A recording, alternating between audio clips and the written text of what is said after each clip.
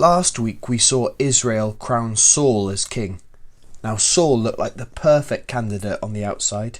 He was strong and tall and handsome, but on the inside was a cold heart that didn't love God. So God asked Samuel to travel to the town of Bethlehem, to the home of a man called Jesse, who had 8 sons. God told Samuel that one of these sons would be king. When Samuel saw the eldest, who was tall and handsome, he thought, surely him. But God told him, people look at the outside, but God looks at the heart. And it was the 8th son, the one that Jesse hadn't even shown Samuel because he was looking after the sheep, that God wanted as king. And his name was David. When Saul died, he would become king. David trusted in the God who in his great love had brought his people out of the land of Egypt, had defeated their enemies, and had shown them great kindness in giving them their land.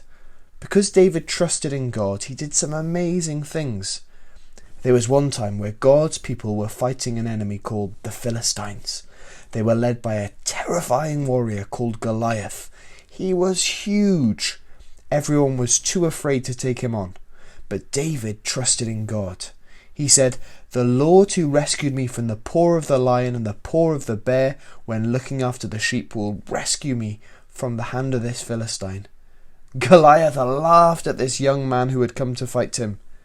David said, "It is not by sword or by spear that the Lord saves, for the battle is his, and he will give all of you into our hands." And all it took was one shot. David had a sling he used to protect his sheep. He put a stone in and he swung it round and round. It went flying through the air and straight at Goliath's head. God had won the battle through David. David was good with slings and strings too. He wrote lots of songs which are in the Bible called Psalms, and they're about God. He wrote one song about how God was his shepherd. Like a shepherd, God gave him all he needed, guided him where to go, was with him when he walked through the dark valleys of life. David was confident that God's goodness and love would follow him all the days of his life. When Saul died, David was crowned king. David was a good king. He loved God. He led Israel in battle. He showed kindness to Saul's family. He wasn't perfect. He did something that was very, very wrong. He fell in love with a woman who was already married, and because he was the most powerful man in the land, he sent her husband away to war, where he was killed. David then took this woman as his own wife. God sent a prophet, Nathan, to tell David that he had done wrong. David repented. He was so sorry for all he had done.